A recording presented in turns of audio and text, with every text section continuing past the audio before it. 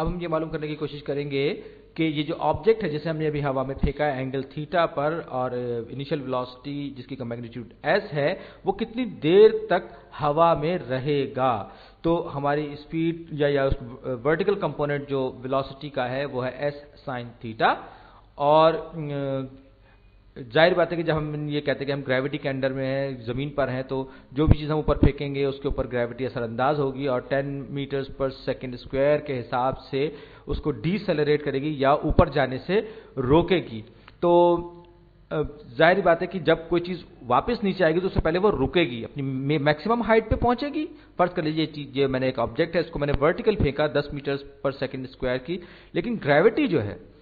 Gravity उसको मुसलसल नीचे की तरफ खींच रही है उस ऑब्जेक्ट को, स्लोइंग इट डाउन, यानी कि इसको आहिस्ता कर रही है। ऊपर जैसे जैसे जाता जाएगा वैसे वैसे स्लो होता जाएगा। किससे 10 मीटर्स पर सेकेंड स्क्वायर, यानी कि हर सेकंड में उस ऑब्जेक्ट की वेलोसिटी जो है वो 10 मीटर पर सेकंड के हिसाब से कम होती चली जाएगी। तो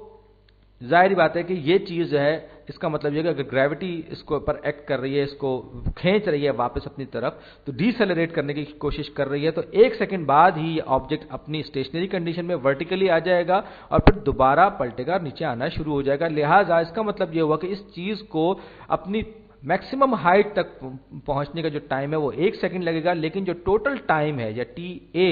यानी कि ये जो टाइम है ये 10 मीटर्स पर सेकेंड, और इसको मैं डिवाइड करूंगा इससे एक्सेलरेशन से, ये इसकी जो वेलोसिटी है वो 10 मीटर्स पर सेकेंड है और इसका जो एक्सेलरेशन है वो 10 मीटर्स पर सेकेंड स्क्वायर है, जो कि टाइम जो है वो मैं रेशियो से निकाल रहा हूं। तो अब जाहिर बात है कि जितना वक्त ये ऊपर जाने में लगेगी एग्जैक्टली उतना ही वक्त ये वापस आने में लगेगा, लिहाजा मैं इसको 2 से मल्टीप्लाई कर दूंगा। इस केस में, इस पर्टिकुलर एग्जांपल में, तो ये जो हो जाएगा ये हो जाएगा 2 सेकंड ये जो बॉडी है या जो ऑब्जेक्ट है ये हवा में रहेगा। अगर ये 20 मीटर पर सेकंड की स्पीड से फेंकूंगा तो ये जो है ये और बढ़ जाएगा और ये टोटल टाइम जो है फर्दर डबल हो जाएगा। और जैसे कि मैंने कहा कि ये चीज जो है अपवर्ड वेलोसिटी जो है वो कम होती चली जाएगी, एक वक्त आएगा अपवर्ड वेलोसिटी 0 हो जाएगी और ये वापस पलटेगा। तो टी इन द एयर यानी टी ए जो है वो बराबर किसके हो जाएगा, एस वी ओवर ग्रेविटी, यानी कि force of gravity, acceleration due to gravity.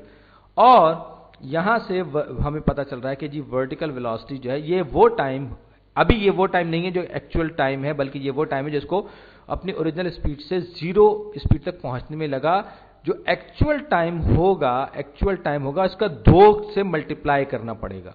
क्योंकि जितना वक्त इसे ऊपर जाने में लगेगा उतना ही वक्त इसको नीचे आने में लगेगा। और एस वी की वैल्यू हमें पता है, ये एस साइन थीटा है। तो इस फॉर्मूले में हम T A is equal to, अब मैं ये 2 को पहले लिख देता हूं, sorry, 2 times S sine theta over the force of gravity. ये मैंने बस प्लेस स्विचिंग किया, ये आ गया 2s sin theta over the force of gravity, यानी कि जो एक्सेलरेशन ड्यू टू ग्रेविटी है उससे मैंने इसको डिवाइड कर दिया। अब फर्ज कर लीजिए कि अगर यहां पर मुझे पता हो कि ये जो s है, ये जो डिस्टेंस है, वेलोसिटी जो है वो 100 मीटर्स पर सेकेंड है या एक पर्टिकुलर इसका एंगल 30 डिग्री किया है, तो मैं बड़ी आसानी से ये मालूम कर सकता हूं कि ये जो बॉडी है ये कितनी दूर जाएगी, कहां तक पहुंचेगी, कितना टाइम ये हवा में लगाएगी, और बहुत सारी चीजें मैं मालूम कर सकता हूं। तो अब हम इस वीडियो को यहीं रोकते हैं और अगली वीडियो में